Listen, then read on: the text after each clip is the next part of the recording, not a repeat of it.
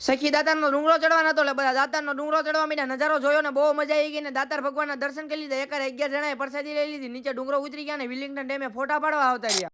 તો કેમ છો બધા મિત્રો, મજામાં જઈશું. આપણા નવા મિની વ્લોગમાં તમારું બધાનું સ્વાગત છે. સવારમાં બધા વહેલા જઈ ગયા ને નાસ્તો કરવા બેસી બધા નાસ્તો કરી લીધો ને ઠેલા લઈને નીચે આવતા રહ્યા, કારણ કે અમારા બધા દાતારનો ડુંગરો ચડવા જવાનો. જુનાગઢમાં છેલ્લો દિવસ. બધા ઠેલા ગાડી મૂક્યા, ગાડી કાઢી નીકળી ગયા દાતારનો ડુંગરો ચડવા. અંદર જંગલમાં ગયા ને ગાડીનો એવો નજારો આવતો એની વાત જ આવો તો એમ થઈ ગયું કે આયના જ રહેવું, પણ આપણું ગામ બોટાદ છે.